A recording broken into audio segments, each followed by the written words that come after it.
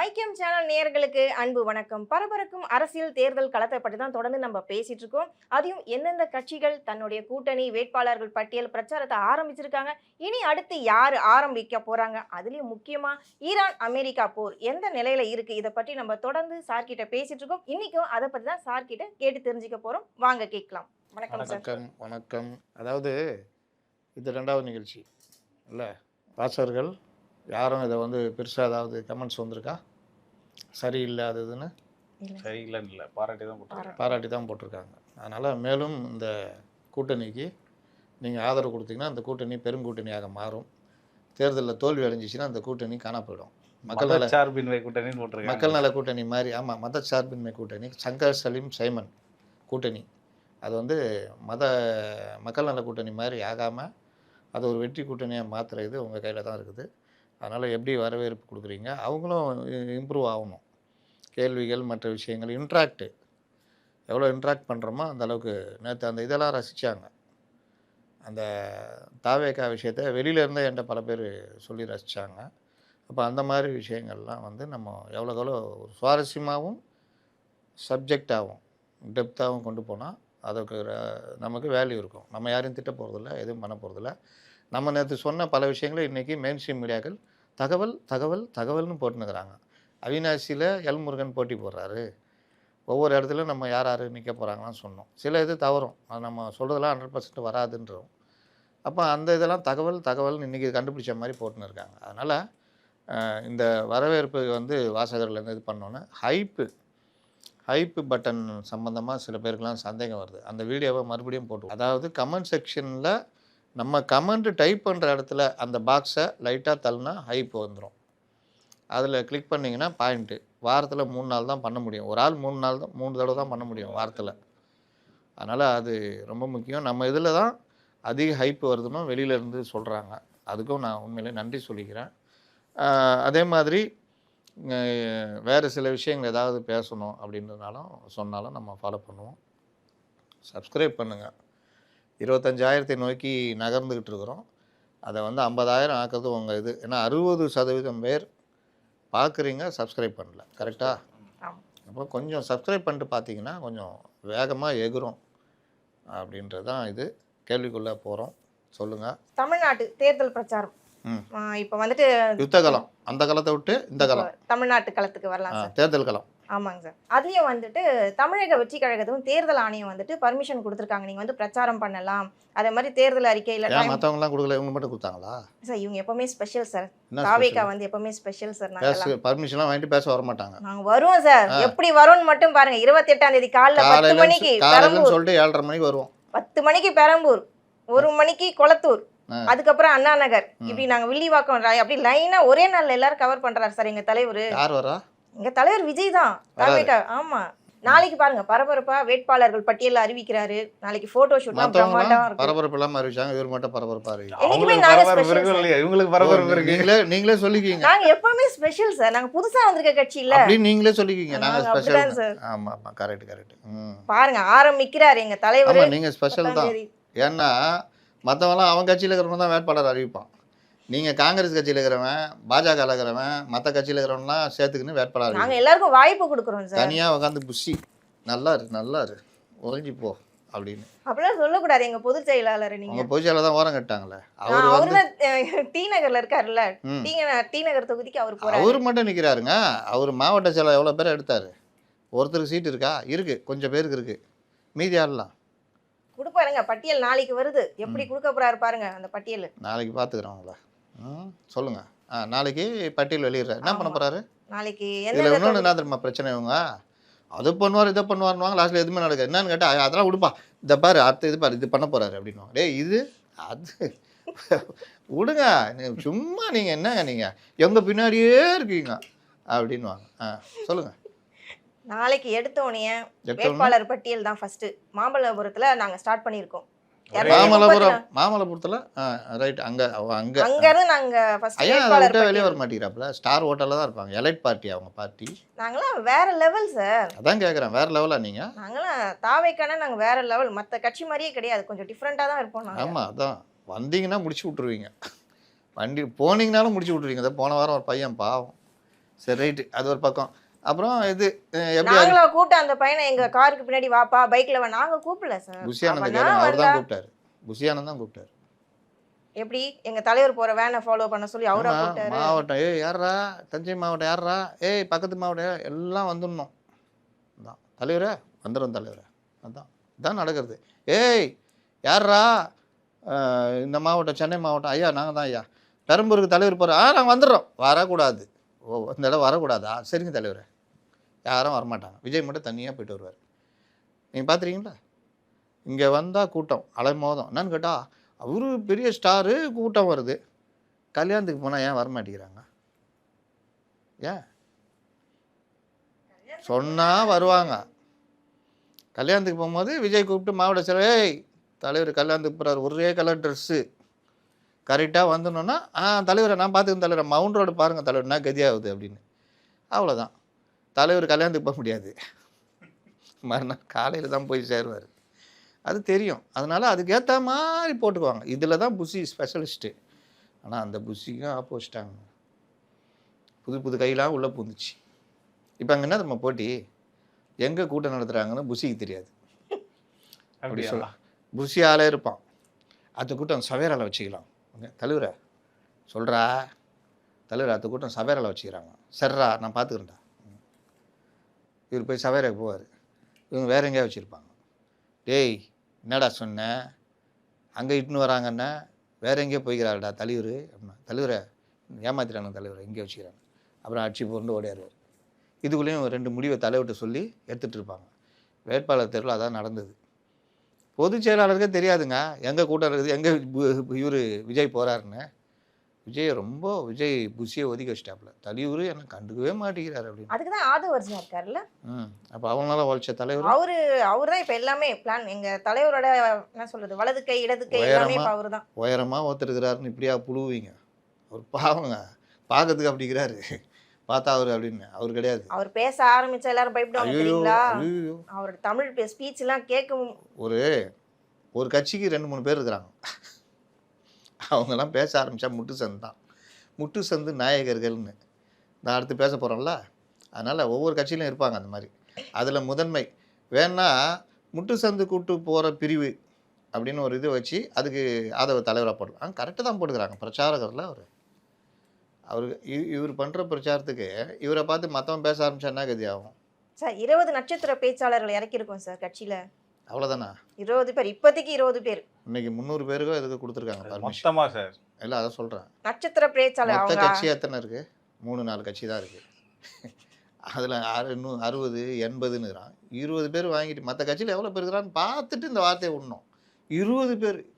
20 இல்லை first opening 20 பேர், அதுக்கப்புறம் பாருங்க நெக்ஸ்ட் வருவாங்க. இப்போ ஏப்ரல் 23க்கு அப்புறம் பர்மிஷன் வாங்கிட்டு 70 பேர். தேங்க்ஸ் சொல்லணும்னா வரணும்ல. நாங்கள் டைம்ஸ் இல்லையா? தேங்க்ஸ் சொல்கிறதுக்கு வரணும்ல, நன்றி சொல்கிறதுக்கா? 23ஆம் தேதிக்கு அப்புறம் வருவாங்க. செத்த குடும்பத்தையே வீட்டில் கூப்பிட்டு பார்க்குறவர் நன்றி சொல்கிறது எப்படி சொல்லலாம்னு தெரியாது. எந்த மாவட்டம்? இந்த மாவட்டம் வர சொல்லிடுங்க. நான் சொல்கிறேன், அவங்களாம் கோச்சிக்குவாங்க. அதுதான் சரி விடுங்க. அட்லி எதுக்கு போய் பார்த்துட்டு வந்தார் சார்? அவங்க வீட்டில் ஃபங்க்ஷனுக்காக போனார். நீங்கள் அப்படி நினச்சினுக்கிறீங்க. எப்பா எப்படி 26க்கு அப்புறம் ஒரு 2 படம் யோசிச்சு வை, வேலை இருக்குது உனக்கு அப்படின்ட்டு தான் பார்க்க. இப்போ மேட்ருக்கு வருவோம். நீங்கள் சொல்கிற மாதிரி அந்த உயரமானவர் இல்லை. அவர் பாவம் அப்ராணி. நான் விசாரிச்சிட்டேன், அவர் ஒன்றும் கிடையாது. சம்பவம் பண்ணுறவங்க வந்து ஜானு, சிடி நிர்மல்குமார், கண்ணுக்கே புலப்படாத விஷ்ணு ரெட்டி. இந்த உடம்புல நோய் வந்துடும் திடீர்னு. டாக்டர் நல்லா இருந்தோம் டாக்டர், திடீர்னு பார்த்தா ஒரே காய்ச்சல், திடீர்னு வைரஸ் காய்ச்சலுங்க அப்படின்னு. ஏதாவது கண்ணுக்கு தெரியுமா வைரஸு? ஆனால் காய்ச்சல் வந்து படுக்க வச்சிடும் நம்மளை, 3 நாளைக்கு எந்திக்க முடியாது. அந்த மாதிரி கண்ணுக்கே புலப்படாத ஒரு நேற்று அரிய வகை ஏழைகள் பற்றி பேசியிருந்தோம்ல, அந்த மாதிரி வண்டி இழுத்து கஷ்டப்பட்டு உண்டியில் காசு சேர்த்து கோடீஸ்வரன் ஆகிடுவாங்க. அவங்க அரிய வகை ஏழைகள். நம்ம காசு சேர்த்து ஒன்றா ஆக முடியாது, அப்படியே தான் இருப்போம். கேஸ் சிலிண்டருக்கே அடுத்த மாதத்துக்கு என்ன பண்ணுறதுன்னு யோசிச்சுட்டு இருப்போம். நம்ம ஏழைகள் தான். அந்த மாதிரி இவர் வந்து அரிய வகை அரசியல்வாதி. எந்த பொறுப்பிலும் இருக்க மாட்டார். ஆனால் எல்லா இதுவும் அவர் இஷ்டப்படி தான் நடக்கும். அதனால் இந்த மாதிரி நபர்கள் தான் இது பண்ணுறாங்க. நீ வேணால் புஷியை பார்த்தீங்கன்னா கேட்டு பாருங்க. 3 பேர் பண்ணுறது என்ன பண்ணுறது, தலைவர் நம்மளை கண்டுக்கவே மாட்டேங்கிறாரு அப்படின்னு. கட்சி நம்மள்ட்ட தானே இருக்குது, கட்சி நம்மள்ட்ட தான் இருக்குது. கட்சியை மட்டும் நீ வச்சுக்கன்ட்டு மற்ற வேலையெல்லாம் அவங்க பண்ணின்னுக்கிறாங்க. அதனால் இந்த ஒரு சண்டை ஓடிக்கிட்டு இருக்குது. ஒரு 10-15 பேர் காங்கிரஸ் வந்து சேர்த்தாங்கல்ல, நம்ம அன்றைக்கே பேசணும். ஆமா சொன்னீங்க. அந்த 3 பேர் கூட சொல்ல மாட்டேன், சொன்னால் வருத்தப்படுவாங்க. இன்னைக்கு அதை சொல்றீங்களா? நெருங்கிய நண்பர்கள்லாம் போட்டேன். அதான் செல்வம்னு ஒருத்தர் வந்துட்டார் வெளியே, ம். தாவேகாலும் போய் சேர்ந்துட்டார். இன்னொருத்தர் மகாத்மா ஏரிய சீனிவாசன். மகாத்மா. அப்புறம் இன்னொருத்தர் இந்த மாதிரி இருக்காங்க. இப்போ இவங்கெல்லாம் வந்து நாளைக்கு மேடை ஏற்றணுன்னு அப்புறமா காங்கிரஸ் ரொம்ப வேகம்ல. என்னப்பா சொல்கிற?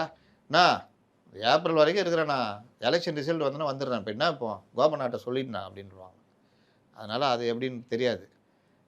இதுதான் நாளைக்கு எல்லாரையும் மேடை ஏற்றி எல்லாரோடும் நின்று ஃபோட்டோ எடுத்து, ஏன்னா 234 தொகுதியும் வர்றேன்னு முடிவு பண்ணால் வரமாட்டாங்கல்ல. அதனால் அந்த ஃபோட்டோ வச்சுக்கின்னு ஏஐ மூலிமா பிரச்சாரம். விஜய் வந்து இவர் தான் நம்ம தம்பி, உங்கள் விஜய், ஒவ்வொரு வீட்லேயும் விஜய், அந்த வகையில் இந்த விஜய் அப்படின்னு ஏதாவது சொல்லி. பார்த்தீங்களா, நீங்களே அந்த பாட்டு பாடிட்டீங்க. அந்த அளவுக்கு உங்க ஆள் மனசுல அந்த பாட்டு அப்படியே ஸ்ட்ராங்கா இருக்கு. உங்கள் விஜய்னு. பூமி உள்ளவரை எங்கம்மா புகழே நிலைத்திருக்கும், அப்புறம் ஓடி வருகிறான் உதயசூரி, எல்லாம் பதிஞ்சிருக்குது. கல்ல குடி கொண்ட கருணாநிதி வாழ்கவே வரும்ல. அதனால டியூன் எது சார் இருந்தாலும் அதெல்லாம் பழைய சாங் சார். இப்போ ட்ரெண்டிங் இதுதான் சார். இப்போ ட்ரெண்டிங். நேற்று ஒன்று பாடினீங்களா, என்ன பாட்டு அது? இது என்ன பண்ணோம்? விடியலுக்கு ஒரு பாட்டு வந்துச்சாங்க, ஸ்டாலின் தவறாரு விடியல் தர போறான்னு. இப்போ புதுசாக ஒரு பாட்டு ரொம்ப ஸ்லோவாக இருக்குது. அந்த பாட்டு ரொம்ப ஸ்லோவாகிட்டான். பாட்டு எழுதுறேன் தலைவரே. டேய் போன தடவை வேறு மாதிரி இருந்துச்சு தலைவரே, இந்த தடவை ரொம்ப சோர்வாக இருக்குது. அப்போ சோர்வாகிற மாதிரி எழுது. அந்த மாதிரி தான் எழுதி வச்சுக்கிறாங்க பாட்டு. மியூசிக் மட்டும் டிம்னு இருக்குது. பதினும் மனசில் உங்கள் விஜய் உயிர் என்ன வரவா. நான் தான் சொன்னேன் நேற்று, நான் தாவேக ஆதரவாளருங்க. நாளைக்கு ஜெயிச்சிச்சுன்னா நம்ம தாவேக தான். கண்டிப்பா வாங்க. பார்ப்போம். டெபாசிட் வாங்குறீங்க, டெபாசிட் வாங்கலாம், ஜெயிக்க முடியாது. இதுதான் நிலமை. நாளைக்கு வந்து அவர் ஒரே மேடையில் 234 பேரையும் ஏற்றி ஜே பாணியில் விஜய் அறிமுகம் அப்படின்னு நாளைக்கு போடுவாங்க. ஜே அது மட்டும் பண்ணல, ஒரு ஊரா போனாங்க. நீங்க நல்லா அறிமுகம் பண்றீங்க. அப்படி இதான் இப்படி தானே எடுக்கிறது. ஜே பாணியில் அப்படின்னு போடுவாங்க. சார் போர் வந்து பரபரப்பாக போயிட்டு இருக்க சூழல்ல ஈரானுக்கு நான் தான் அடுத்த சுப்ரீம் லீடர் அப்படின்ட்டு ட்ரம்ப் அனௌன்ஸ் பண்ணியிருக்காரு. இது போர் பதற்றத்தை எந்த அளவுக்கு தாக்கும்? ஒருவேளை ஒரு அமெரிக்காலாம் தொத்தி விட போகிறாங்க. அது ஒரு 2 டேர்ம் இது முடியுது. அடுத்த ஜனாதிபதி நம்ம சொல்லியிருந்தோம்ல, அது தப்புன்னு ஒரு நம்ம நண்பர் ஒருத்தர் ஃபோன் பண்ணி, நீங்கள் ஒரு ஜனாதிபதி 2 தடவை தாங்க பண்ண முடியும், 2வது தடவை முடிச்சிட்டாரு, அதனால் வர முடியாது. 2வது அங்கே நடக்கிறது, அவங்க கட்சியை பற்றி கவலைப்படல. நான் மட்டும் இல்லைடா, அந்த கட்சியே வழங்காமல் போட்டுன்ற முடிவுக்கு அவர் போகிறாரு. அதனால் இந்த தடவை அவர் கட்சியே ஆட்சிக்கு வராது, ஜனாதிபதியாக வர முடியாது. அந்த நிலையை அமெரிக்காவில் உருவாக்கிட்டார். பெட்ரோல் டீசல் விலை உயர்வு, வேலையில்லா திண்டாட்டம், நிதி நெருக்கடி, வீரர்கள் சாவது, நிதி மோசமான நிலைக்கு போயிட்டு இருக்குது. அப்போ அந்த மாதிரி விஷயங்களுக்கு அவர் சொல்கிறார், பெருமைப்பட்டுக்கிறாரு. எந்த ஜனாதிபதியும் செய்யாத வேலையை நான் செஞ்சுருக்கேன் அப்படின்னு. கண்டிப்பாக அமெரிக்காவை முட்டு சந்து கூட்டு போகிற வேலையை புஷ்ஷுக்கு அப்புறம் இவங்க பண்ணுறாங்க. கொஞ்ச நாள் முன்னாடினா போர் சீக்கிரம் முடிய போகுது அப்படிலாம் சொல்லிட்டு இருந்தார். இப்போ மறுபடியும் இப்படி சொல்லிட்டு இருக்காரு. நம்ம இப்போ கூட ஒரு நிகழ்ச்சியில் பேசியிருந்தோம். இவர் வேலையே என்னென்னா, இவர் அடிப்படை யார்? இவர் அடிப்படையில் கேபிட்டலிஸ்ட்டு, பிஸ்னஸ் மேனு. அதான் பிஸ்னஸ் மேனு, ட்ரேடு இது பண்ணுறவர். அதனால் வெள்ளிக்கிழமை ஒரு அறிவிப்பு வெளியிடுறது, அதுக்கு முன்னாடி பையனை வச்சு அந்த பங்குலாம் வாங்கிடுறது. உங்களுக்கு தெரியாது இல்லை, நீங்களே சொல்லுங்களேன் என்ன பண்ணுறாருன்னு. இதுதான் முன்கூட்டியே அவருக்கு தேவையான பங்குகள்லாம். செந்தில் வந்து பங்கு சந்தையில் ரொம்ப நல்லா நிபுணத்துவம் உள்ளவர், நல்லா பண்ணிக்கிட்டு இருக்கிறவர். என் நாலேஜிலோட அவரது எனக்கெல்லாம் தெரியாது, அவர் அதில் அதனால் அவர் வாயால் கேட்டால் நல்லாயிருக்கும். சொல்லுங்கள். முன்கூட்டியே பங்குகளை வாங்கி அந்த பங்குகளில் வந்து இப்போ வாரனால அஃபெக்ட் ஆக போகுது அப்படின்ற சுச்சுவேஷன் வர்றதுக்கு முன்னாடியே அந்த பங்குகளை வாங்கி ஒரு லாபம் பார்த்து அந்த மாதிரி போயிட்டுருக்கு. செந்தில் வந்து பங்கு சந்தையில் நிபுணர், ஆனால் அதை விலைக்கு சொல்கிறதுல நிபுணர் இல்லை. பங்கு அதாவது இவங்க தான் தீர்மானிக்கிறாங்க. வெள்ளிக்கிழமை ஆனால் இவர் பையன் ஒரு குறிப்பிட்ட இது எல்லாத்தையுமே அந்த இதெல்லாம் ஷேர்லாம் ரெடி பண்ணிடுறாங்க. அப்புறம் இவர் பேசுவார். பேசினோடனே எதெல்லாம் டவுன் ஆகுமோ எதெல்லாம் ஏறுமோன்னு தெரியாது. அப்போ ஏறுறதுலாம் இவன் கையில் இருக்கும். அதில் ஒரு தகவல் 200-300 மில்லியன் டாலரு அதாவது 1200 வரைக்கும் போச்சு. அவங்க கம்பெனிக்கே ஒரே நாளில் எத்தனையோ 1000 கோடி டாலர் அவங்களுக்கு கிடைச்சிது அப்படின்னு. அப்போ மகனை உடைய இதுக்கு ஏற்ற மாதிரி ஒரு உலக அரசியலை நகர்த்திக்கிட்டு இருக்காரு. இதை நமக்கே தெரியுதுன்னா அமெரிக்காவில் இருக்கவங்களுக்கு தெரியாதா? அப்போ எந்த ஜனாதிபதியும் செய்யாத ஒரு காரியத்தை நான் செய்தேன் அப்படின்னு சொல்கிறதுக்கு காரணம், இந்த மாதிரி முட்டாளை எங்கேயுமே பார்த்ததில்ல. முட்டாள்னு நம்ம சொல்ல வேணாம், முட்டாள்தனமான செயலை எங்கேயுமே பார்த்ததில்லைன்னு சொல்லலாம். அதனால் அமெரிக்காவில் பல ஜனாதிபதிகள் அவருடைய பணிக்காக பாராட்டப்பட்டிருக்காங்க. இன்றைக்கும் ஒபாமாவை பார்த்தீங்கன்னா எவ்வளோ விஷயம், அவருடைய மனிதாபிமானம், நெருங்கி பழகிறது, எளிய இதெல்லாம் வந்து பலராலையும் அமெரிக்காவில் பாராட்டப்படுது. ஆனால் இவரை பற்றி கேட்டிங்கன்னா என்ன வரும்? திமிரு பிடிச்சவர், அடுத்தவங்களை அவமானப்படுத்துறது, பணக்கார திமிரை காட்டுறது, ப்ளஸ்ஸு யாரை பற்றியும் கவலைப்படுறதில்ல. அதனுடைய விளைவு தான் நீங்கள் வந்து பார்த்தீங்கன்னா பங்கு சந்தைக்கு ஏற்ற மாதிரி பேசுறது. வெள்ளிக்கிழமை ஒரு பேச்சு, ஈரானோட போரை 5 நாளைக்கு நிப்பாட்டுறோம், சர்ன்னு எல்லாம் ஏறும் இறங்கும் இதாகும். அதில் எது ஏறும் எது இறங்குன்னு தெரிஞ்சு அங்கே அவங்க ரெடி பண்ணியிருப்பாங்க. திங்கக்கிழமை நான் எங்கே சொன்னேன்? நான் வந்து அந்த மின் உற்பத்தி நிலையங்களை தாக்கத்தை பற்றி மட்டும்தான் சொன்னேன். நான் வந்து இப்போ கூடுதல் படையை அனுப்ப போகிறேன் அப்படின்றது. உடனே திங்கக்கிழமை அதுக்கேற்ற மாதிரி எல்லாமே பங்கு இதெல்லாம் அப்படியே சரிவாகும், அவன் நடுத்தருக்கு வருவான். இதெல்லாம் இது ரொம்ப லேட்டாக தான் கண்டுபிடிச்சாங்க, இவர் வாரம் அந்த வேலையை பண்ணுறாருன்னு. இப்போ என்ன பண்ணியிருக்காங்க, நான் தான் சுப்ரீம் லீடர். எதுக்கு? ஈரானுக்கா? உயர்மட்ட தலைவர்களே ஓகே சொல்லியிருக்காங்களாம்.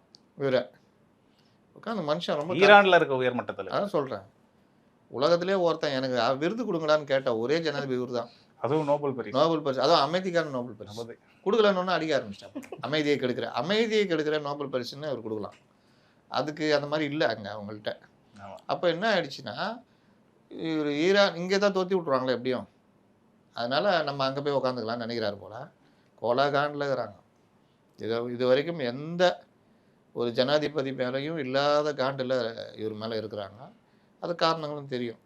அப்போ இவர் ஒரு ஸ்திரத்தன்மை இல்லாத நிலையை உலகம் முழுவதும் உள்ள நாடுகளில் உருவாக்கிட்டார். பிலிப்பைன்ஸில் அவசர நிலை பிரகடனம், பாகிஸ்தான் முடிஞ்சுது, பெட்ரோலு அங்கே 350 ரூபா, நம்ம ஊர் கணக்கு போட்டால் 160 ரூபா 150 ரூபா வரும். ஸ்ரீலங்காவில் 125 ரூபா. 25 ரூபா. 125 ரூபா இல்லை, 25% ஏற்றிருக்காங்க. அப்போ அது என்ன ரேட்டுன்றது, ஒவ்வொரு நாட்டிலையும் அந்த மாதிரி பல நாடுகள் பல விஷயங்களை நிப்பாட்டிட்டாங்க. அவசர நிலை பிரகடனம் அது இது அந்த யூரோப் கண்ட்ரிஸ்லாம் பெரும் பாதிப்பு. இவ்வளோ நிலைமையிலையும் இந்தியாவில் பாருங்கள், இன்னை வரைக்கும் பெட்ரோல் விலை ஏறல, மற்ற விஷயங்கள் நடக்கலை. கேஸ் சிலிண்டர் தட்டுப்பாடு செயற்கையான ஒரு இதுதான், ஆர்டிஃபிஷியல் டிமாண்ட். நேற்று கூட இந்த கிளம்பின கப்பல் இப்போ வந்துக்கிட்டு இருக்குது. நம்மளுடைய நட்பு ப்ளஸ் ஈரானுடைய ராஜதந்திரம், குறிப்பிட்ட ஒரு 5 நாடுக்கு மட்டும் போங்க, அதுலேயும் குறிப்பாக இந்தியாவுக்கு பாகிஸ்தானுக்கும். பாகிஸ்தானை அவன் ஏர் பேஸே கொடுக்குறான் அமெரிக்காவுக்கு. அப்படி இருந்தால் அவனை கூப்பிட்டு மிரட்டி விட்டு இந்த அப்போ உன்னை திறந்து விடுங்க. எல்பிஜியுமே ஈரான் கிட்டேருந்து வாங்குற போல இருக்கு. யார்? இந்தியா இருக்கலாம். அப்போ நமக்கு வந்து இன்னைக்கு இப்போ கப்பல்லாம் திறந்து விட்டாலும் நம்மளுக்கு அனுமதினா இன்னைக்கு நம்மளது கிட்டத்தட்ட 117 கப்பல் என்னமோ இருக்குது. அதில் எல்பிஜி, குரூட் ஆயிலு, மற்ற ட்ரேடு சம்மந்தம் அதில் எல்லாமே நாளை கூட நம்ம பேசுவோம் விரிவாக எவ்வளோ வருதுன்னு. கடை இனிமேல் நமக்கு கொஞ்சம் அதில் வந்து கொஞ்சம் ரேட்டு குறைய ஆரம்பிக்கும், பிரச்சனை இதாகும். இங்கே நமக்கு பல விஷயங்களில் தப்பிப்போம். அப்போ இந்த மாதிரி விவகாரங்களில் ஈரான் ரொம்ப தெளிவாக. இன்றைக்கி இன்னொரு தகவல், அந்த கார்க் ஐலாண்டில் கொரில்லா படை கொண்டு போய் இறக்கிட்டாங்க. அது எனக்கு தெரிஞ்சு பூகோள ரீதியாகவே கார்க்கு வந்து இந்த வளைகுடாவில் இந்த ஹார்மோஸு கொஞ்சம் மேலே இருக்குது, இந்த கத்தார்கிட்ட. நீங்கள் ஈரானுடைய முக்கிய இதில் ஒன்று, அங்கே நீங்கள் இஸ்ரேல் அதுக்கு மேலே இருக்கான்னு வச்சுங்களேன். நீங்கள் எங்கே இருந்தால் அங்கே கொண்டு போய் கொரில்லா படை இறக்க முடியும்னு தெரில, இறக்கிட்டாங்கன்னா அவன் ஆர்எஸ்டிஜி ஐஆர்எஸ்டிஜியா, ஈரான் ரெவல்யூஷனரி இது. அப்போ அவனும் சொல்லியிருக்கான். ஆனால் அதை வந்து மிக பாதுகாக்க மண்டலமாக அந்த துவைவையே வச்சுருக்காங்க அவங்க. 1,86,00,000 பேரல் க்ரூட் ஆயில். அப்போ எப்படி அமெரிக்கா இது இறக்க விடுவாங்க? அது இனிமேல் அடுத்து வர தகவலில் நம்ம பார்த்துக்கிட்டு நாளை கூட பேசலாம். இதெல்லாம் வந்த தகவல்ன்றேன். இதில் இன்னொரு தகவல் ஒரு இன்னைக்கு பிரபல மீடியா, ஆபிரகாம் லிங்கன் கப்பலை தாக்கி விட்டது ஈரான், கப்பலை துறைமுகம் நோக்கி இழுத்து செல்கிறார்கள். அது ஒரு கிராமம்டா, அது ஒரு கிராமம், அதை எங்கே இழுத்துட்டு போகிறது? நீங்கள் பெரிய வார்ஷிப் இருக்குதுல்ல, ஆமாம், அதுவே அதுக்கிட்ட பார்த்தீங்கன்னா போட்டு மாதிரி இருக்கும், அவ்வளோ பெருசு, 2 ரன்வே இருக்கும் அந்த கப்பலுடைய. இதை நீங்கள் முடிஞ்சால் காட்டுங்க, ஆபிரகாம் லிங்கன் கப்பல் இது. அது ஒரு அணுசக்தியால் இயங்கக்கூடிய ஒரு கப்பல். 5 ஆண்டு 6 ஆண்டு இருந்தால் கூட கடலில் அது வாட்டில் தனியாக இயங்கும். அதுக்குன்னு எரிபொருள்லாம் தேவையில்லை. அணுசக்தி மூலியமாகவே அது பண்ணுற கப்பல். அவங்களுடைய அந்த இது இருக்குல்ல, பாதுகாப்பு கவசம் டோம்னுவாங்க, அது மிக மிக மிக வலுவாக, உலகத்திலேயே நம்பர் 1 இதில் வலுவானது. அதை நீங்கள் அவ்வளோ சாதாரணமாக அந்த பேலஸ்டிக்கு அந்த இதெல்லாம் வச்சுலாம் அடிக்க முடியாது. சாட் ஜிபிடி வச்சு அடிச்சிடலாம். சாட் ஜிபிடி வச்சு அடிச்சிடலாம். நல்லா இருக்குதா இது? நல்ல ஐடியா. ஜெமினி வச்சு அடிக்கலாம். படங்கள் போட்டும் காமிக்கலாம். ஏஐ வச்சு அடிச்சிடலாம். அப்படி வச்சுக்கலாம். ஏஐ வச்சு அடிச்சிடலாம். தொலையாக ஆக்கிடலாம். அதனால் இதை மாதிரி இதை பார்த்துட்டு ஊட்டிகிட்டு இருக்கிறாங்க. அது சாத்தியம் இல்லை, அடிக்கலைன்றது தான் இது வரைக்கும் நான் தேடி பார்த்தேன், எங்கேயுமே கிடைக்கல. நாளைக்கு கூட அதை பற்றி கொஞ்சம் நம்ம தேடுவோம். ஏன்னா வரும்போது தான் நான் பார்த்தேன். அவங்களுக்கெல்லாம் தெரிஞ்சிருக்குது, புதிய தலைமுறை பழைய தலைமுறைக்கெல்லாம். நேற்று ஒரு நண்பர் பேசியிருந்தார், என்னை கரெக்ட் பண்ணுவார் பல விஷயங்களில். வேர்ல்டு இதெல்லாம் அவர் துரைராஜின் பேர். நியூஸ் 7லலாம் 4 வருஷம் மேலே அங்கே வேர்ல்டு இதை பார்த்தவர். நல்லா டெப்த்தாக இருக்கார். அவரெல்லாம் வந்து பல விஷயங்கள், இப்போ தான் சொன்ன ஜனாதிபதி விஷயம், அது மாகாணங்கள்னு சொல்லுவோம்னா நம்ம. ஆக்சுவலாக மாகாணங்கள் கிடையாதுங்க, ஸ்டேட்டு தாங்க அது. அமெரிக்காவுடைய 51 ஸ்டேட். 50 அது வேறு நாளைக்கு திருத்துவார். 50 51 எனக்கு சரி ஞாபகம் இல்லை. அந்த ஸ்டார். அப்போ அந்த ஸ்டேட்டுங்க உடைய ஒரு பஞ்ச் ஆஃப் ஸ்டேட்டுடைய எலெக்ஷனு அக்டோபரில் வருது. அதனால் ஜனாதிபதிக்கான இது கிடையாது. அப்பப்போ அந்த பஞ்சு நடந்து அதோடைய முடிவில் மற்ற விஷயங்களை வச்சு ஜனாதிபதி தேர்தல். நம்ம இவர் ட்ரம்ப் பண்ணுற வேலை அந்த இதிலெல்லாம் அவர்கள் கட்சி அடி வாங்கும் அப்படின்ற இதுதான் இது. அதனால் இதுதான் இன்றைக்கி நம்ம பார்க்குறது. ஒரு வகையில் நேற்று இஸ்ரேலை வெளுன்னு வெளுத்துட்டு இருக்கிறாங்க. அவங்களுடைய அடிப்படை மூலாதாரம் இதெல்லாம் அடி. எனக்கு தெரிஞ்சு நான் சின்ன பையன்லேருந்து நான் இந்த நம்ம பாலஸ்தீன விடுதலை இயக்கம் யாசர் அராஃபத் இது, அப்புறம் பலரும் இஸ்ரேல் பற்றிலாம் இது பண்ணும் பொழுதுலாம் நான் படிச்சுட்டு வந்தப்போ பார்த்ததெல்லாம், இஸ்ரேல் வந்து அந்த இடத்துல இவ்வளோ சின்ன நாடு, அது என்னென்னா அது அமெரிக்காவுடைய ஃபுல் சப்போர்ட்டுங்க, அது ஒன்றுமே பண்ண முடியாது அப்படி தான் நான் கேள்விப்பட்டிருக்கேன். முதல் தடவையாக ஒருத்தண்டை போய் வெளுன்னு வெளுத்துன்னுக்குறான், ஒருத்தண்டை போய் மாட்டி. அவனுக்கும் நஷ்டம்தான். அவனையும் இந்த 2 பெரிய பாக்ஸர் இருக்கும்போது மூஞ்சி கிஞ்சினா அந்த இது யூஎஃப்சிலலாம் வரும் தெரியுமா, மூஞ்சி கிஞ்சினா 2 பேருக்கும் பிச்சுக்கும், அங்கே 2 பேரும் அடிச்சுட்டு இருப்பானுங்க. அந்த மாதிரி இப்போ நடந்துக்கிட்டு இருக்குது இஸ்ரேலு ஈரானுக்கும். சைட்லேருந்து ஒரு ட்ரம்ப் வேறு அடிச்சுன்னு இருக்காரு. இருந்தாலும் இவன் ட்ரம்பெல்லாம் தட்டி விட்டு அங்கேயே அடிச்சுன்னுக்கிறான். இதில் ஒரு காமெடியாக வேற மாட்டினாப்புல. யார்? உக்ரைன் சொல்ல வரீங்களா? காமெடியானா அவர் தான். அவர் என்ன பண்ணிட்டாரு, யாருமே அந்த இடத்துல பேஸ் கொடுக்கல. பாப்பா நீயே போய் பார்த்துக்கோ, எங்களை வேறு வம்பில் இழுத்து விட்ற, சும்மாவே அடிக்கிறான், இதில் உனக்கு வேறு பேஸ் கொடுத்தனா அவ்வளோதான், அவன் நம்ம நொறுக்கிடுவான், வேணாம் நீ எங்கேயா போய் வச்சுக்க அப்படின்ட்டு எல்லாருமே ஒதுங்கிட்டாங்க. நேட்டோ உட்பட. கோழைகள், வீரமற்றவர்கள்னாரு. அப்படியே வந்துட்டு போகிறோம் போ, எனக்கு அதான் எனக்கு தான் தெரியும் போயா அப்படின்ட்டாங்க. இவரு வாங்கினேன் அப்படின்ட்டு யார்? உக்ரைனு. அவன் சொல்லிட்டான், பேட்டா உனக்கு தான்டா அடின்னு நேற்று போட்டு அடின்னு அடிச்சுக்கிறான். வாங்க பழகலான்ட்டு வாங்கி கட்டிட்டு இருக்கிறாப்புல. இப்போ அங்கே என்ன பிரச்சனைனா, அவன் என்னங்க இந்த மாதிரிலாம் பண்ணுறீங்க, அவன் வாட்டில் அடிக்கிறான், எனக்கு ஏர்பேஸில் தடுக்கிறதுக்கான இதை கொடுங்க அப்படின்னு. அதுக்கு நீ ஒழுங்காக ரஷ்யா கூட இருந்தால் கூட அவன் S-400 கொடுப்பாங்க. நீ ரஷ்யா ஒரு பக்கம் அடிச்சுக்கிட்டு இந்த பைத்தியக்காரத்தனம் பண்ணலாமா? எப்படி ஒரு இது சேருது பாருங்க. அவன் ரஷ்யாவுக்கு ஹெல்ப் பண்ணுறான், இவன் தேவையில்லாமல் நடுவில் மாட்டிக்கின்னு. உக்ரைன் வார என்ன தெரியுமா, நல்ல நட்பாக இருந்தாங்க, தேவையில்லாமல் நேட்டோவில் போய் இவர் ஜாயின் பண்ணுறாரு. அவங்க நேட்டோவுடைய வேலை என்னென்னா ரஷ்யா வம்புலுக்கிறது. அப்போ ரொம்ப சிம்பிள், ஒரு பக்கத்து வீடு நல்லா இருக்கிறோம், ரவுடி பசங்க கொஞ்சம் பேர் இருக்கிறானுங்க, அவங்களோட சேர்ந்துக்கின்னு அவங்கள கூப்பிட்டுக்கின்னு மொட்டை மாடல தான் தண்ணி அடிக்கிறது, பாட்டில் அங்கேருந்து தூக்கி நம்ம வீட்டில் அடிக்கிறதுனா நம்ம என்ன சொல்லுவோம், ஏன்பா நான் தம்பி நல்லா இருக்கிறது தான், பக்கத்து வீட்டில் நல்லா தான் பழகிருந்தோம், இவங்களோட சேர்ந்துன்னு பாரு நான் பண்ணுறானுங்கன்னா அவனுங்க ஏய் நான் கொடுக்குறேன்டா அதை நீ போய் ஆடுறா அப்படின்னோன்னா, நான் சொல்லி பார்த்தா கேட்கலன்னா அடிக்க ஆரம்பிச்சிட்டாங்க. இதுதான் நடந்தது. நேட்டோ கூட போவாது போற வந்து வீட்டு வரையும் கம்பேர் பண்ணீங்க. புரியுங்க, பக்கத்து நாடு தானே, ஒன்றா இந்த சோவியத் யூனியன் தானே. ஏன்பா தம்பி நேட்டோ கூட போவாதப்பா, நம்ம தான் இருக்கிறோமே, நம்ம இருந்துக்கலாம், பார்த்துக்கலாம், பிரிக்ஸ்லாம் இருக்குது, அந்த மாதிரி இருந்துக்கிட்டா என்னைக்கு தானே மங்கோலியான்னு ஒரு நாடு இருக்குது தெரியுமா? எங்கே இருக்குது? மங்கோலியாவில் இருக்குது. மங்கோலியாவில் இருக்கு. எங்கே இருக்கு? ஆப்பிரிக்கா கான்டினென்ட்ல தான் இருக்குது. ஆப்பிரிக்காலையா? ஆஸ்திரேலியா கீழியா? ஆஸ்திரேலியாக்குலாம் இல்லை. பிலிப்பைன்ஸ் கிட்ட நீங்களே சொல்லிடுங்க. செங்கிஸ்கான் கேள்விப்பட்டிருக்கீங்களா? இங்கே கேட்ட மாதிரி இதுல கேட்ட மாதிரி இருக்கு. செங்கிஸ்கான். செங்கிஸ்கான். எனக்கு ஷாருக் கான் தான் தெரியும். செங்கிஸ்கானை பற்றி கேட்குறீங்கன்னு. ஸ்கூல் படிக்கிற காலம்லாம் வரலாறு படிக்கிறது இல்லை. சைனாவுக்கு கீழே நம்ம இந்தியா நேபாள் அந்த பார்டர் அந்த நடுவில் பார்த்தீங்கன்னா தனியாக ஒரு நாடு இருக்கும். ரஷ்யா எல்லை இதுக்கெல்லாம் நடுவில் இருக்கும் மங்கோலியான்னு. அது சோஷலிஸ்ட் கண்ட்ரி. அவனுக்கு பிரச்சனையே கிடையாது. அது அங்கே வாழ்கிறதும் ரொம்ப கஷ்டம்னு வச்சுக்கோங்க. மங்கோலியர்கள்னுவாங்க. அவன் செங்கிஸ்கான். அவன் தான் இந்தியாவுக்குள்ள பூந்து அடித்து அப்படி போனான். ஆப்கானிஸ்தான் இதெல்லாம் அடி இதான் குங்ஃபு ஸ்டைல் தான். நம்ம ஆளுங்க தீட்டிட்டு போனான். சருபுர் என்னடா இது அதுவும் கை காலெலாம் காணோன்னு அந்த அளவுக்கு அவன் ஒரு ஆட்டம் ஆடிட்டான் செங்கிஸ்கான். அந்த மங்கோலியன் அந்த மங்கோலியர்கள்னு சொல்லுவாங்க. அவங்க இதெல்லாம் பார்த்தீங்கன்னா அவ்வளோ ஒரு இது. அந்த நாட்டுக்கு எந்த பிரச்சனையும் இல்லாமல் சைனாக்குள்ளே ரஷ்யாக்குள்ளேங்கிறான். Socialist country. அந்த மாதிரி இருக்கும்போது அமெரிக்கா பேஸ்க்கு நீ வா அப்படின்னு மங்கோலியா கொடுத்தா என்ன ஆகும்? தேவையில்லாமல் ரஷ்யா வம்பில் தான் என்ன ஆகும்? இந்த வேலையை தான் ஒரு காமெடியன் ஸ்டாண்டப் காமெடியன் தானே அவர். உண்மையிலேயே ஸ்டாண்டப் காமெடியன் நம்பர் 1 வந்து நம்ம ட்ரம்ப்பு. அடுத்த காமெடியன் இந்த இவர் அவர் பேர் என்ன? ஜெலன்ஸ்கி. உண்மையிலே அவர் காமெடியன் அப்படின்னு தான் வந்தார் அவர். நடிகர்கள் நாடாளலாமா அப்படின்றாங்களா, இந்த மாதிரி நாடானா அந்த கூத்துலாம் நடக்கும். அதனால் அவர் நல்லா இருந்த அந்த கீவ் நகரம்னா அவ்வளோ அழகாக இருக்கும். போச்சு. அதனால் அவருக்கு அடி விழுந்துருக்குது. அவர் ஏதாவது உடன்படிக்கை வந்தால் நல்லாயிருக்கும்.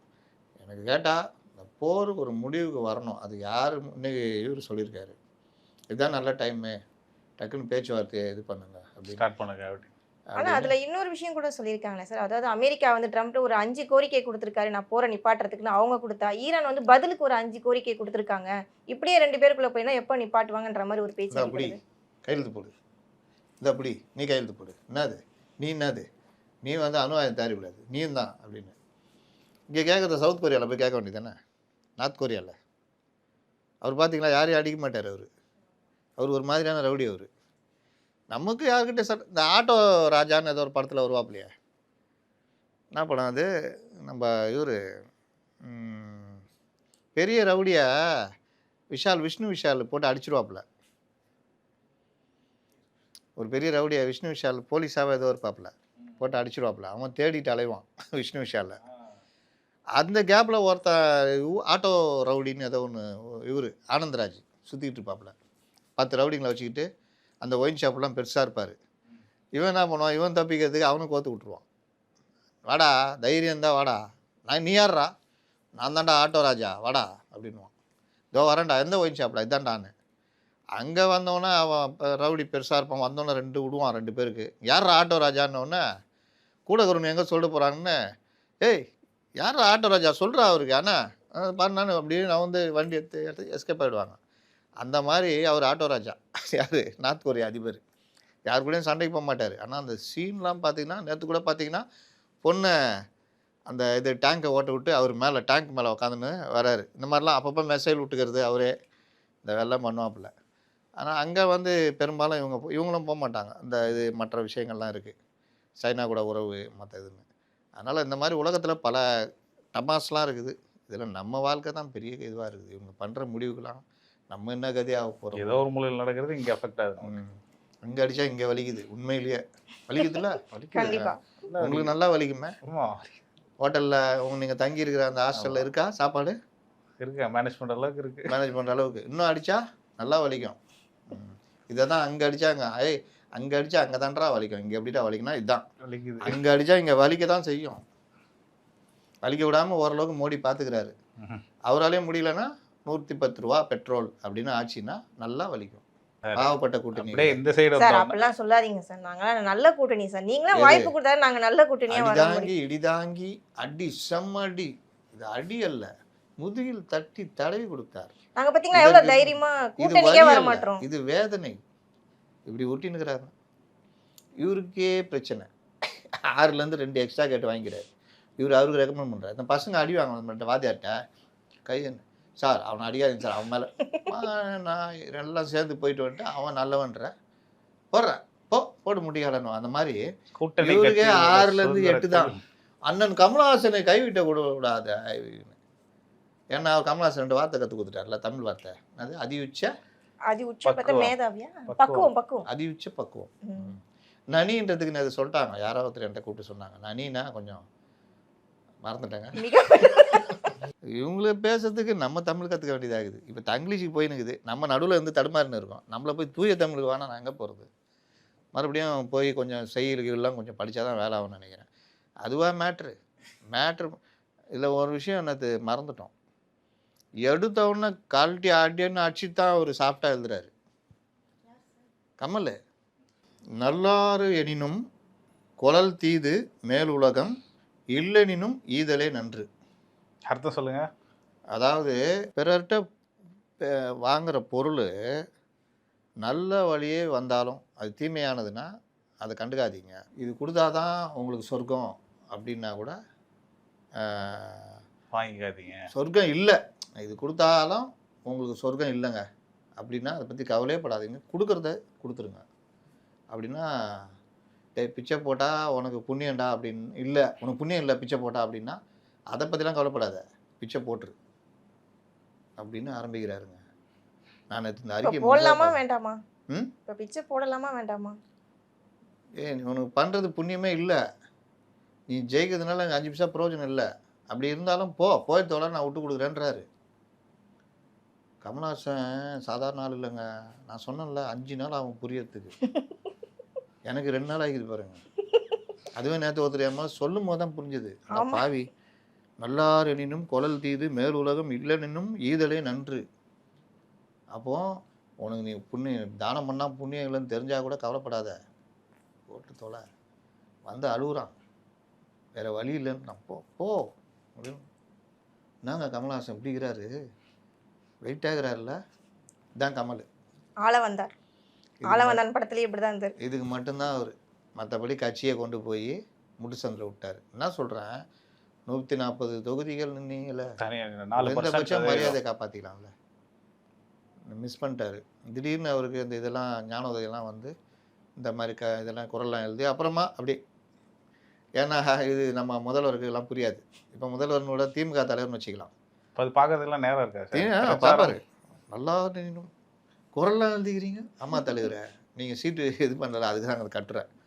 ஓ பரவாயில்ல, உங்களை வரலாறு பாராட்டும், இதையும் சேர்த்துக்குங்க அப்படின்னு. நீங்க ஒரு தியாகி. மறைமுகமாக திட்டிக்கிறாரு. யாருக்குறா திமுக? இப்போ கலைஞர் இருந்து இந்த மாதிரி போட்டார்னா அவனை வர சொல்லுப்பா அப்படின்வார். என்ன திட்டுறியா அப்படின்வார். நானே குரலோவியம் எழுதுனவன், எனக்கே குரலா, திருப்பதிக்கே லட்டா அப்படின்வார். ஆனால் இவர் குரலோவியம் எழுதுனுடைய பையன், இவர் மறைமுகமாக போட்டு மெரிக்கிறார், அது புரிஞ்சிக்கல. அப்போ இது கொஞ்சம் லேட்டாக தான் வெளியே வரும், ஏன்னா கமலில் 3 நாள் ஆகும் புரியறதுக்கு. அப்புறமா புரிஞ்சு யாராவது திட்டுவாங்க எடுத்து போட்டு. இதில் அவர் சீட்டு கொடுக்கல, திருமாவளவன் அடித்து பிடிச்சி கெஞ்சி கூத்தாடி பயங்கர வருத்தமாக. இதை விட நான் இன்னொன்று சொல்கிறேன், எந்த தடவையும் இல்லாத அளவுக்கு கூட்டணி கட்சிகளுக்காக திமுகவினரே வருத்தப்படுறாங்களாம். அவர் ரொம்ப நல்லவர்ப்பா, எவ்வளோ நாள் கூட இருந்தார், சிலுவை நம்ம கூட வெக்கப்படுற அளவுக்கு திமுகவுக்கு முட்டு கொடுத்தவர் யார்? திருமாவளவன்.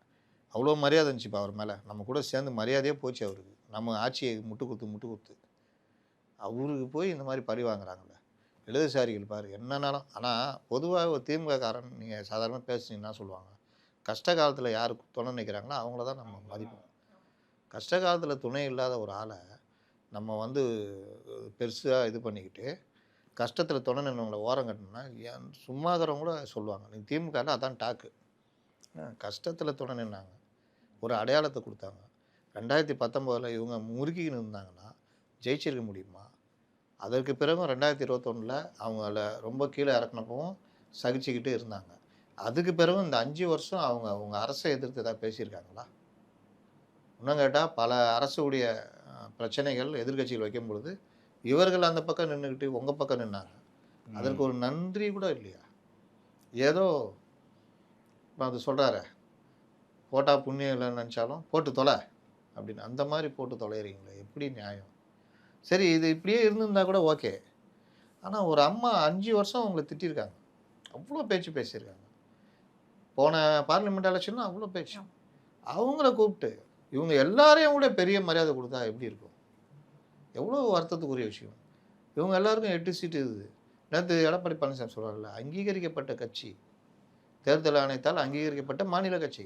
எது? விடுதலை சிறுத்தைகள். விடுதலை சிறுத்தைகள். தேர்தல் ஆணையத்தால் அங்கீகரிக்கப்பட்ட தேசிய கட்சிகள். ஆமா. எது? இது சிபிஎம், சிபிஐக்கு அந்த இது இல்லை. இப்போ இவர்களுக்கு கம்மியான சீட்டு. அங்கீகாரமே இல்லாத ஒரு கட்சிக்கு 10 சீட்டு, ஒரு ராஜ்யசபா. அப்போ திமுகக்குள்ளே என்ன அது அநியாயம். இவ்வளோ கஷ்டம் நம்ம கூட. அது கவுண்டர் கொடுக்குற மாதிரி சொல்லிடுறாரு. 2011 வந்து கூட்டணி இல்லைன்னா அதிமுக ஆட்சியே பிடிச்சிருக்காது அப்படின்னு சுதீஷ் அவர்கள். நீங்கள் மட்டும் எம்எல்ஏ வந்திருப்பீங்களா? ஒரு எம்எல்ஏ தடுமாறிருந்தீங்களா? காணா போயிருப்பீங்களா? அதுக்கப்புறம் தேர்னீங்களா? நீங்கள் 29 எம்எல்ஏக்கு அப்புறம் ஏதாவது எம்எல்ஏ உங்களுக்கு இருந்துச்சா? அப்படியே குறைஞ்சிடுச்சு. அந்த 29 எம்எல்ஏ உங்கள் கூட இருந்தாங்களா? 3-4 பேர் தவிர எல்லாம் அங்கே வந்துட்டாங்களே. கொஞ்சம் பேர் ஏடிஎம்கேக்கு, கொஞ்சம் பேர் டிஎம்கேக்கு. அதனால் என்ன ரிப்போர்ட்டர் கேட்க மாட்டேங்கிறான் சார். அன்றைக்கி நீங்களும் அவங்களோட இருந்ததுனால தானே 29 எம்எல்ஏ வாங்கி எதிர்கட்சி தலைவர் அதிமுக இல்லைன்னா அப்படின்னு கேட்க மாட்டேங்கிறான். எப்போவுமே ஒன்றால் நானா என்னால் நீ. இந்த கேள்வி இங்கேயும் பாதவ் கேட்டான்னு சொன்னல, அவங்க ரொம்ப பிடிக்கும் இப்போ சொன்ன அந்த வார்த்தை நான் சொல்கிறது. அப்போ ஒன்றால் நானா என்னால் நீ, இதே இதுதான் ஒன்றால் நானா என்னால் நீ. அதுக்குரிய மரியாதை கொடுத்தாங்க, எல்லாம் பண்ணாங்க. காப்பாற்றிக்க தெரியல. இப்போ இவங்க வந்து ஒன்றால் நான் என்னால் நீனா இவங்கள கண்டுக்காமல் திட்டினவங்களை கூட்டு வந்து 10 சீட்டு கொடுத்து இது பண்ணால் அவங்க இன்னும் அந்த அவெஞ்சர்ஸ் தானே அது. நான் வேறு எனக்கு மேட்ரிக்ஸ்னு யாருமே திருத்த மாட்டேங்கிறீங்க, எல்லாம் சின்ன பசங்களாக இருக்கீங்க. அவெஞ்சர்ஸில் தானே எல்லாம் இப்படி நிற்பாங்க. 3 பேரும் 7 பேர் இப்படி நிற்பாங்க. அந்த மாதிரி அந்த வண்டிக்கு முன்னாடி 3 பேரும் அப்படி நிற்கிறாங்க. 3 இது மற்றவங்க கூட கம்னுந்துருப்பான். இது போட்ட அப்புறம் தான் அவன் பேச ஆரம்பிச்சிட்டான். நீங்கள் வாட்டில் போங்க வாங்க, என்ன கேட்டு போகுது? நாங்கள் கேட்டோம்மா, நீங்கள் எல்லாம் அப்படி தான் இருப்பீங்க. இன்னொன்று அவர் கேப்டன், அவர் சம்பாதிச்சிருக்காரு, நல்லா வாழ்ந்துருக்காரு. அவங்கள்ட்ட அந்த வண்டி இருக்கிறது ஒரு இதுவே கிடையாது. இந்த நேரத்தில் போடுறதுனால தான் அந்த விவாத பொருளாக மாறுதுன்றேன். யாராவது பண்ணியிருக்காங்களா? விஜய்கிட்ட எத்தனை வண்டி இருக்குது தெரியுமா? சூப்பர் வண்டிலாம் வச்சுக்கிறாரு. என்னைக்காவது அவரு புஷி அப்படி வரமானிட்டு நீ வேணாம், நீ என்னோட ஹைட் ஆகுற, நீ இப்போ சீட்டியாரை கூப்பிடு அப்படின்னு என்னைக்கா நின்றுக்கிறாப்லையா? நம்ம தான் கண்டுபிடிக்கணும். நம்ம டயரில் கேமரா வைக்கிறோம் இருக்கான்ல. போன முறை என்ன வந்தது ரமேஷ்? போன முறை அந்த கார் வந்துச்சு, இந்த முறை இந்த கார் வந்துருக்குது. அந்த கார் நம்பர் நோட் பண்ணி இன்சூரன்ஸுக்கு தான் செக் பண்ணு, கேஸுக்கு தான் பாரு. உடனே இன்சூரன்ஸ் மிஸ்ஸிங், உடனே அதை செய்தி ஆகிடுவாங்க. இப்படிதான் நடக்குது. Breaking news. ஆமாம், இன்சூரன்ஸ் கட்டவில்லை வழக்கம் போல் அப்படின்னு. அப்போ இவங்களுக்கு கொடுத்தது திமுகக்குள்ளேயே கோவம். திமுகக்குள்ளேயே கோவம்னா அவங்க என்ன சொல்கிறாங்கன்னா, எங்கள் கூட்டணி கட்சி வேலை செய்யுமா, ஜொல்லாவில் நாங்கள் சொல்லியிருந்தோம். இங்கே அந்த வேலை இவரே பண்ணிட்டார தலைவரே, இந்த மாதிரி ஆயிடுச்சேன்னு. இதெல்லாம் முடிஞ்ச உடனே இன்னொன்று இருக்குது, தொகுதி. அதில் இருக்கு பாருங்க சண்டை. இவரே நொந்துட்டாராம் ஸ்டாலின். எப்பா என்னப்பா இது, ஐயோ எப்பா, அதனால அதான் உஷாரா நினைச்சு நம்மள்ட்ட தள்ளிட்டார் போல். அவ்வளோ கேட்குதுங்க. எப்பா ஐயோ, நம்ம அடுத்த இதுக்குள்ளே எப்படியா நவுத்திடணும் அந்த அம்மாவை அப்படின்னு. சிட்டிக்குள்ளே 2 அங்கே கொடு இங்கே கொடு, இது வேணும் அது வேணும், கேட்குறதெல்லாம் ஜெயிக்கிற தொகுதியா? அது ஜெயிக்காமல் பார்த்துக்குவாங்க அதிமுககாரங்க சொல்கிறேன். வேற என்ன எப்படி சார் அது? ரிஷி வந்து கேட்டேன்னா ஆமாம், வசந்தம் கார்த்திகேயன் விட்டுருவாரா? அப்போ உள்ளடி வெள்ளம் நடக்கும். போட்டின்னு பார்த்தா அவங்க ஏடிஎம்கே பொறுத்தவங்க நீங்கள் ரொம்ப துள்ளிட்டீங்கன்னா இங்கே குத்திடுவோம். நீங்கள் விஜயகாந்த் அப்படி இப்படின்னு வந்து துள்ளினாங்களா? ஆமாம், பங்கு நான் 12 பேர் எடுத்துக்கிறேன், நீ மீதி எடுத்துக்கோ, போச்சா? இன்னைக்கு உட்காந்து சுதீஷ் பழைய கதையெல்லாம் பேசுகிறாரு. அதுக்கப்புறம் நடந்ததெல்லாம் பேசுங்க. எவ்வளோ பேரை இவங்க பீராஞ்சாங்க, அவர் எவ்வளோ பீராஞ்சாருன்னு. அன்றைக்கி சண்டையே செட்டப்பு. சந்திரகுமாரை திமுக ஆள் வேணுன்னு ஜெயலலிதா வம்புழுக்கிறாங்க. சும்மா பேசினாலும் அந்த அம்மா கோவம் வந்துடும். வம்புழுக்கிற மாதிரி பேசுனா மூஞ்சி கிஞ்சினா நீ ரெட்டாகிடுச்சு. நம்ம இருக்கிற சபாநாயகர் அவர் நெருப்பு மேலே உட்காந்துக்கிற மாதிரி, எவன்டா அவன் நெருப்பு முட்டினது, நான் என்ன பண்ணோம் இப்போ ஐயோ அப்படின்னு. யார்? நம்ம ஜெயக்குமார் தான். அப்படி இப்படி இப்படி நீ வேணா அந்த சீன் பாருங்க, இப்படி இப்படி இப்படி இப்படின்னு என்ன பண்ணா அவர் தெரியாது. இவங்க மூஞ்சி கீஞ்சிலாம் செவந்து போய் தனியாக நிற்கிறோம். உனக்கு தைரியம் இருக்குதா தனியாக நிற்கிறதுக்கு? நாங்கள் இவ்வளோ விலை ஏற்றின பிறகு தனியாக நிற்கிறோம். அவர் கம்முனு நறுக்கு நினச்சி போன இடைத்தேர்தல் 5 இடைத்தேர்தல் 5 வருஷமாக எத்தனை இடைத்தேர்தல் ஜெயிச்சிங்க அப்படின்னு உக்காண்டாப்புல. இன்னும் சிவப்பாயிடுச்சு மூஞ்சி. நம்மால் ஐயோன்றார். இப்போ இருந்தானா மைக்கெல்லாம் அணைச்சிருவாங்க. என்ன திட்டினாங்க? ஏதோ விஜயகாந்த் ஏதோ சொல்லிக்கிறாப்புல, என்ன சொன்னாப்புல, மேடம் மைக் ஆஃப் பண்ணிட்டேன், யாருக்கும் கேட்காது. அதனால் அன்னைக்கு அந்த மாதிரி கூத்துலாம் பண்ணது திமுகவுடைய செட்டப் தான். பின்னாளில் அவர் எங்கே இருக்கிறார்? ஈரோடு கிழக்கு எம்எல்ஏ அவர். இன்னொருத்தர் சேலம் பார்த்திப்பேன், அவர் சேலத்தில் எம்பியாக இருந்தார். சரி, என்னையா கட்சிக்காரன் வருஷம் பூரா உழைச்சான் திமுககாரன், நேற்று வந்து தேமுதிக சேலம் பார்த்தின்னு கொடுத்துட்டீங்களே, நியாயம். சரி இந்த அளவுக்கு அடுத்த தடவை கொடுக்க மாட்டோம். அடுத்த செல்வ கணபதி, யோ இவர் யாரையா அதிமுகலேருந்து வந்தவர், அவர் கொடுக்குற மொத்தத்தில் நீ திமுககாரனே கொடுக்க மாட்டேன் அப்படின்னு. அதனால் இந்த தடவை அந்த மாதிரிலாம் பயங்கர காண்டில் இருக்கிறாங்க. அதுவும் இவர் நேர்காணல் நடத்தினார்ல, ரொம்ப அழகாக நடத்திக்கிறாரு. 50 பேர் போட்டால் 50 பேரும் உட்கார். நீங்கள் என்ன கட்சிக்கு பண்ணுவீங்க, நீங்கள் கட்சிக்கு என்ன பண்ணியிருக்கீங்க, நீங்கள் ஏன் எம்எல்ஏ ஆகணும், எதற்காக, உங்களுக்கு என்ன பேர், நல்ல பேர் இருக்குது, அதெல்லாம் கேட்கல.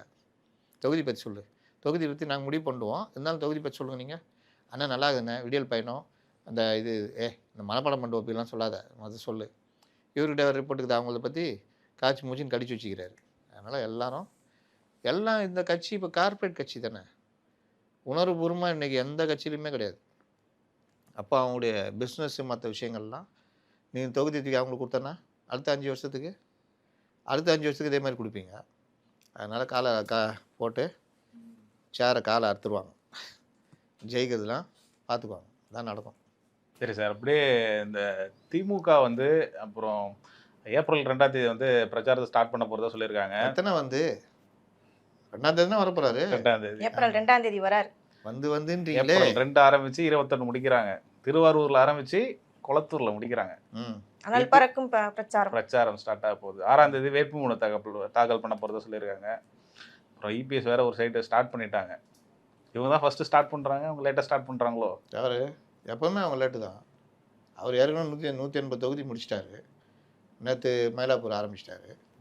அக்கா போய் சேர்ந்துக்கினாங்க. சேர்ந்துன்னு என்னக்கா நீங்கள் தான் வேட்பாளர்? நான் வேட்பாளர்லாம் இல்லை, நான் பழைய தலைவர் இல்லை. அதான் இன்னும் அனௌன்ஸ் பண்ணவே இல்லை. பயம் வந்துச்சு அவங்களுக்கு. நம்மளே தான் அது வந்து கட்சி அனௌன்ஸ் பண்ணோம். நான் சும்மா தலைவர் நான் பார்த்தேன், வந்தேன், இந்த பக்கமாக வந்தேன், வண்டியில் ஏறிட்டாப்புல ஏறிட்டேன் அப்படின்னு. அவங்க தான் வேட்பாளர், இருந்தாலும் அவங்களுக்கு ஒரு பயம். அதனால் அவர் நேற்று ஆரம்பிச்சிட்டாரு, பிடின்னு பிடிச்சி விட்டாரு. அதுக்கு நீ உட்காந்து பதில் சொல்லிட்டு இருக்கிறாங்க. இது ஒரு பக்கம். இங்கே இவர் 6ஆம் தேதி ஆரம்பிக்கிறாரா வேட்புமனு தாக்கல் 6ஆம் தேதி பண்றாங்க. பிரச்சாரம் 2ஆம் தேதி ஏப்ரல் 2 ஆரம்பிச்சு. ஏன்னா ஒன்றுனா நல்லா இருக்காது, எந்த சொன்னாலும் மக்கள் நம்ப மாட்டாங்க. போவாங்க, நீங்கள் ஏப்ரல் ஃபுல் பண்ணுறீங்க, எங்களுக்கு தெரியாதா?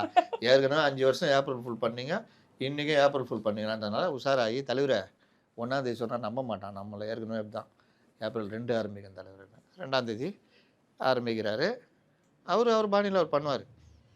தவழ்ந்த பாடி, டெட் பாடி, டேபிளுக்கு கீழே, காரும் காலும், அதிமுக இது, ஜாடிக்கு ஏற்ற முடி, நீங்கள் வேணால் பாருங்கள், இது எல்லாம் இருக்கும். நீங்கள் 5 வருஷம் என்ன பண்ணீங்க, நான் அடுத்து என்ன பண்ண போகிறேன், அது எதுவுமே இருக்காது. இன்னொருத்தர் இருக்கிறாரு, யார்?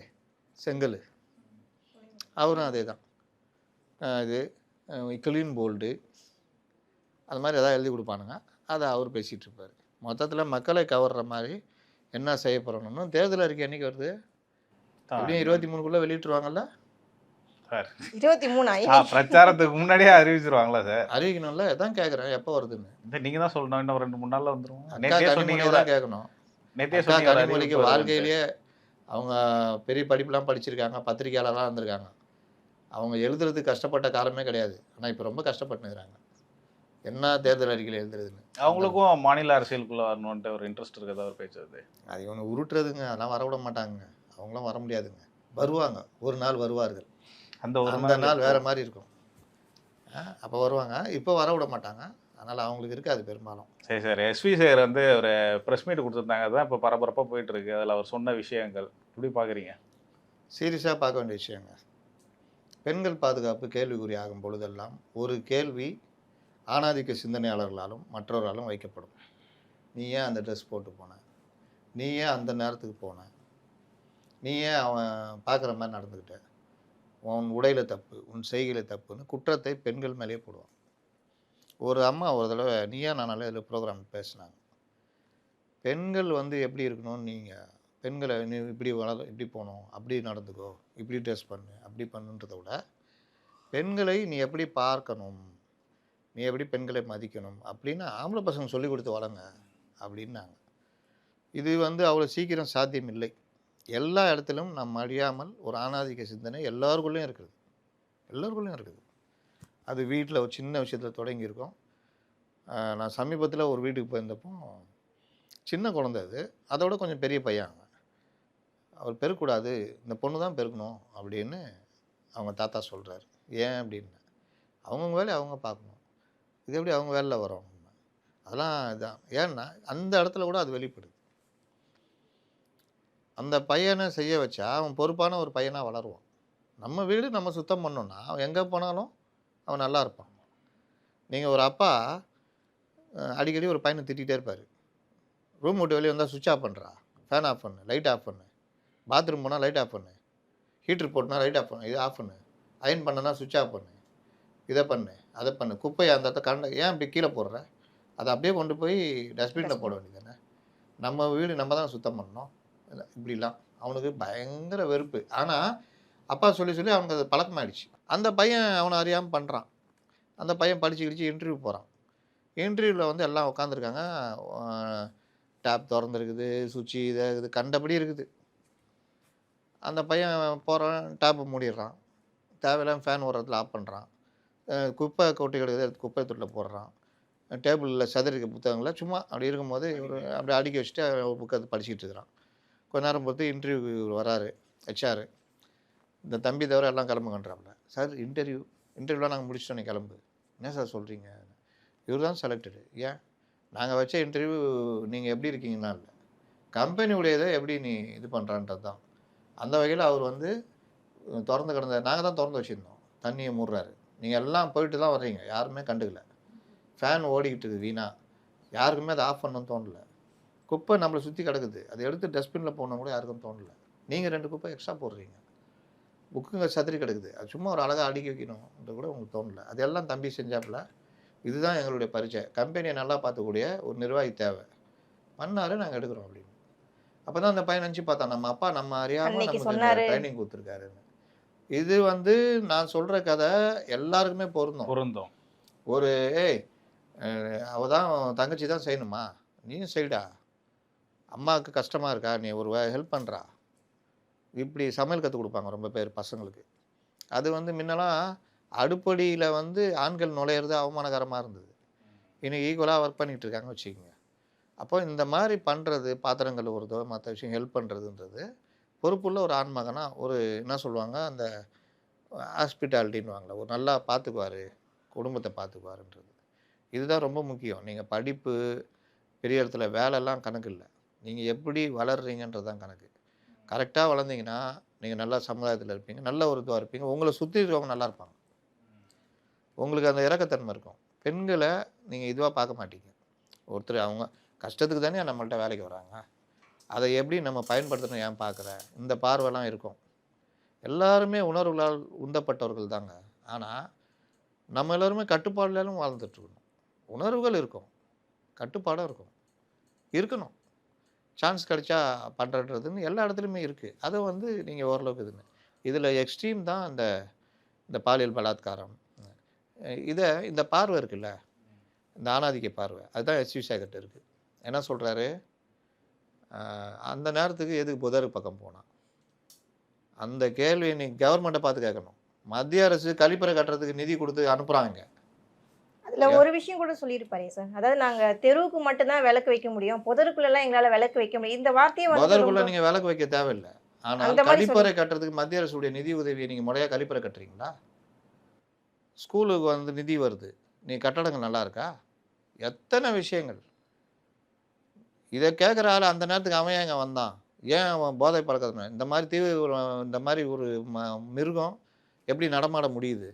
அவன் எப்படி ஒரு அம்மாவை ஒரு வயசானவங்களை பாலியல் பலாத்காரம் பண்ணி கொன்னுட்டு அவனுக்கு பெரிய தண்டனை கிடைச்சவனு எப்படி சுப்ரீம் கோர்ட்லேருந்து அவனால் ஜாமீன் வாங்க முடிஞ்சது? அப்போ எந்த லட்சத்தில் நீங்கள் வாதாடினீங்க? நீ இப்படி பண்ணதுனால விளைவு இன்றைக்கி ஒரு 17 வயசு பொண்ணு, அது நீட்டுக்கு படிச்சுருந்துருக்குது அந்த பொண்ணு. அது பாஸ் ஆகிருந்தால் ஒரு வருங்காலத்தில் அந்த கிராமத்துலேருந்து ஒரு டாக்டர் கிடச்சிருப்பாங்க. இறக்கமே அவன் வீட்டில் நடந்தால் கேட்பியா? எப்படி துடிப்ப? இந்த பார்வை ஏன் வரமாட்டேங்குது? என் வீட்டு வேலைக்காரியை கூட நாங்கள் தனியாக வெளியே அனுப்ப மாட்டோம். மாட்டோம். அப்போ அந்த லெவலில் தான் இருக்குது. புதர் பற்றி பேசுகிற, அப்போ வீட்லேயே தனியாக வெளியே ரொம்ப வெளியே அனுப்புனால பிரச்சனைன்றது ஒத்துக்கிறீங்களா அப்போ? அதனால் இந்த பார்வைன்றது ரொம்ப தப்புங்க. இப்படி ட்ரெஸ் பண்ணக்கூடாது, இப்படி தான் பண்ணணும், இப்படி நீ பண்ணலன்னா உனக்கு இந்த பிரச்சனை வரும்னா, அவன் அங்கே அத்துமீறான்னு அர்த்தம். அவன் கையை உடைக்கணும். அதை விட்டுட்டு நீ ஏன் இப்படி ட்ரெஸ் பண்ணிட்டு வந்த, அதனால தான் அவன் இதாகிடுச்சு அவனுக்கு அப்படின்னா அது தப்பு. இந்த பார்வை தவறு. அடுத்து இன்னொருத்தர் பொன்ராஜ் அவர்களும் சொன்ன கருத்து வந்து பரபரப்பு. நீங்க கூட எக்ஸ்ல வலைதளத்துல போட்டிருந்தீங்க. எனக்கு மிக மிக மிக வருத்தமான செயல். நான் பார்த்து மிகப்பெரிய அளவில் பார்த்த ஒரு மனிதர். இப்படி பார்த்த மனிதர் நான் என்ன சொல்கிறேன், அப்படியே போயிடுங்கன்றேன். ஓபிஎஸ்க்கு நீங்கள் முதல்வராக இருந்தவர், நீங்கள் வாழ்க்கையில் பார்க்காத உச்சமே கிடையாது, அப்படியே போயிடுங்க. திமுக வந்து சேர்ந்துட்டு உங்கள் மரியாதை குறைஞ்சி, தனிப்பட்ட முறையில் மரியாதை உண்டு அவர் மேலே, அரசியல் பிடிக்காது அவர் அரசியல், நீங்கள் இன்றைக்கி மதிப்பிலேருந்து போகிறீங்க. கமல்ஹாசன் நடிகராகவே இருந்திருந்தீங்கன்னா உங்களை நாங்கள் கோயில் கட்டி கும்பிடுவோம். நீங்கள் திரையில் எம்ஜிஆர் டெக்னாலஜி தெரிஞ்சவர். எம்ஜிஆருக்கு நடிக்கிறதுன்றது இயல்பாக நடிப்பார், அது நடிக்க வராது, சிவாஜி வச்சு அளவிடுவாங்க. ஆனால் சிவாஜி கணேசனே மிஞ்சிற அளவுக்கு நடித்தவர் கமல். டெக்னாலஜி வயசில் தெரிஞ்சவர், சினிமா பணத்தை சினிமாலே போட்ட ஒரே நடிகர் அவர் தான், மற்றவங்களாம் வேறு இண்டஸ்ட்ரியில் அதுன்னு. அப்படிப்பட்ட உலக நாயகன் அரசியலுக்கு வந்து மரியாதை கெடுத்துக்கிட்டீங்க. அரசியல் வரக்கூடாதுன்னு சொல்லலை, அரசியலில் நீங்கள் முறையாக கற்றுக்கிட்டு வந்திருந்தீங்கன்னா நல்லா இருந்திருக்கும். இன்றைக்கி அதையும் தாண்டி திமுக எந்த திமுக எடுத்து டார்ச் லைட் உழைச்சிங்களோ அவங்க அப்போ எதுவுமே பண்ணலையான்னு நான் கேட்குறேன். ஊழல், முறைகேடு, வாரிசு அரசியல் இன்றைக்கி இன்ப நிதி வரைக்கும் போய்கிட்டு இருக்குல்ல, அப்போ அதை ஏற்றுக்கிறீங்களா? அப்போ உங்கள் சுயநலம். வருஷத்துக்கு 2 படம்னா ஓகே, அவருக்கு புள்ள இருந்தாலும் கூட்டுவாங்க, நாங்கள் ஏற்றுக்கிறோன்ற அளவுக்கு குறைங்க. இதை தான் நம்ம சொல்கிறது. பொன்ராஜ் அவ்வளோ ஒரு மரியாதைக்குரியவர். திமுக ஆதரவாளர்களாக பாஜக எதிர்ப்பு மனநிலை கொண்டவர்களை திமுக ஆதரவாளர்களாக மாற்றுகிற வேலையை வெகு அழகாக இவங்க செஞ்சாங்க. அதில் மாட்டாதவங்க கொஞ்சம் பேர் தான். பேட்டா அதுவும் தப்பு இதுவும் தப்பு, நீ சும்மா உருட்டாத, எங்கெல்லாம் இது பண்ணாதன்னு. அப்போ பல வகைகள் சாமப்பேத தானம் தண்டன்னு பலரை அவங்க ஆதரவாளரை மாற்றினாங்க. பொன்ராஜுக்கு இயற்கையாகவே டிவி சேனலில் பேசுறதுலாம் இந்த கமல்ஹாசன் கூட, அவரும் கமல்ஹாசன் கூட சேர்ந்தவர். கமல்ஹாசனை போய் தலைவனாயத்துன்னு போனவர் அவர். அப்புறம் ஒன்றும் இல்லைன்னு வெளியே வந்தார். அப்போ சேனலில் பேச ஆரம்பித்தவர், நீங்கள் அரசியல் பேசுகிறது தப்பு கிடையாது, அதுக்கு ஒரு வரைமுறை இருக்குது, என்ன ஆனாலும் ஒரு மரியாதை, நம்மளை ஃபாலோ பண்ணணும். பொன்ராஜ் சார் நல்லா பேசுகிறாரு, அவரை நம்ம ஃபாலோ பண்ணணும். 1000 இருந்தாலும் அவர் பாரு நகர மாட்டேங்கிறாருன்னு.